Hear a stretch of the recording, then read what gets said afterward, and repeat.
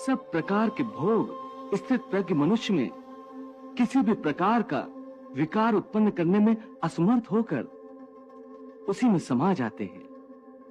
अर्थात स्थित प्रज्ञ मनुष्य समस्त भोगों का उपभोग करते हुए भी आसक्ति से मुक्त रहते हैं। सामान्य मनुष्य तो भोग के पदार्थों के पीछे दौड़ते हुए अपनी जीवन यात्रा समाप्त कर देता है, परंतु स्थित प्रज्ञ मनुष्य की जीवन यात्रा जन कल्याण का उद्देश्य रखती है।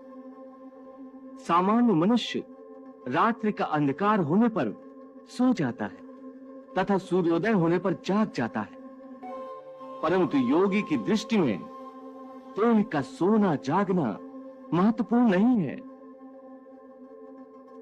कर्म योगी ज्ञान के प्रकाश को दिन तथा अज्ञान के अंधकार को ही रात मानता है। पार्थ, विषयों के बारे में अज्ञान रात्रि के अंधकार के समान है। संसारी मनुष्यों की रात्रि के समय अज्ञानी नाशवान सांसारिक सुख उपभोगों में व्यस्त रहते हैं। ज्ञानी और योगी जागते हैं और परमात्मा का चिंतन करते हैं।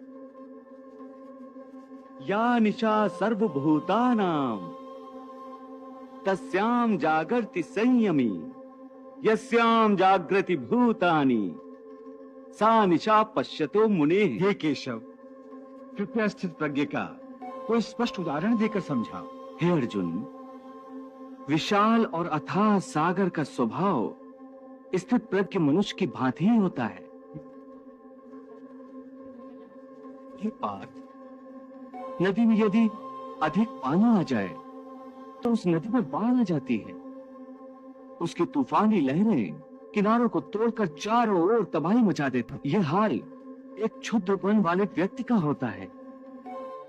थोड़ा सा धन, थोड़ी सी सफलता उसे हजम नहीं होती और धन और सफलता के नशे में चूर वो मर्यादाएं तोड़कर एक ओछे इंसान की तरह हरकतें करने लगता है। परंतु स्थित प्रज्ञ मनुष्य एक सागर की भांति होता है जिसमें चारों ओर से नदियों का जल निरंतर जमा होता रहता है, परंतु सागर उसी प्रकार शांत रहता है। नदियों का जल उसकी गहराई में गुम हो जाता है और सागर कभी अपने किनारे नहीं तोड़ता। उसके अंदर जल का स्तर वही रहता है।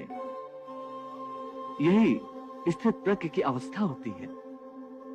इसी तरह सब प्रकार के भोग स्थित प्रज्ञ मनुष्य में किसी भी प्रकार का विकार उत्पन्न करने में असमर्थ होकर उसी में समा जाते हैं। अर्थात स्थित प्रज्ञ मनुष्य समस्त भोगों का उपभोग करते हुए भी आसक्ति से मुक्त रहते हैं। पार्थ, ऐसे स्थित प्रज्ञ को परम शांति प्राप्त होती है। ऐसे स्थित प्रज्ञ मनुष्य ही जगत का कल्याण करते हैं, लोक कल्याण करते हैं।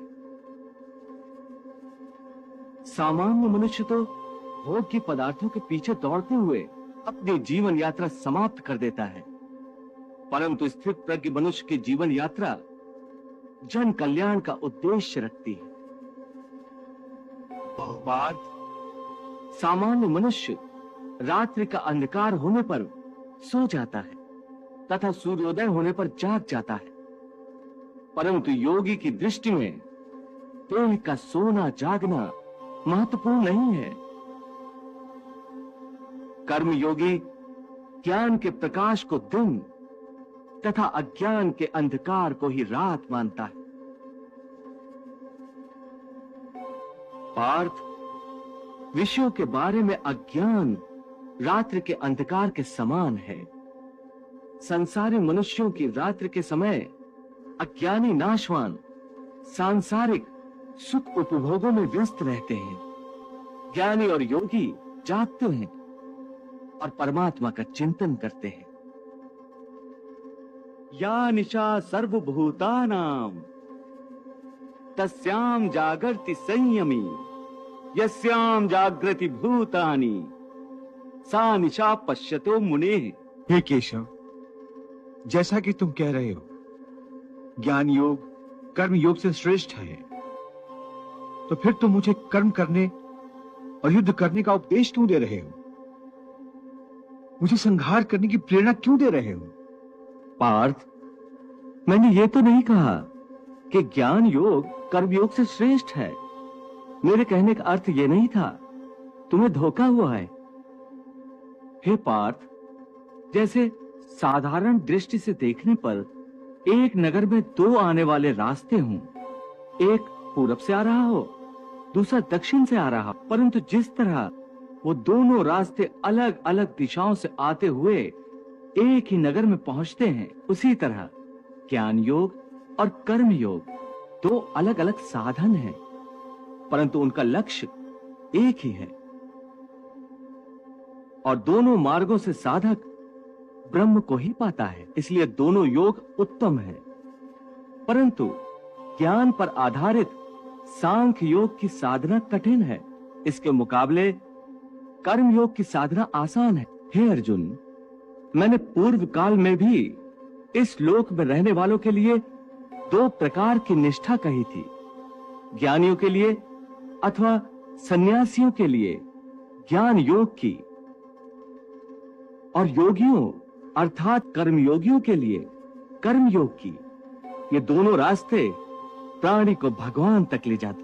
लोके अस्मिन् द्विविधा निष्ठा पुरा प्रोक्ता मया नघ, ज्ञान योगेन सांख्यानाम कर्म योगेन योगिनाम।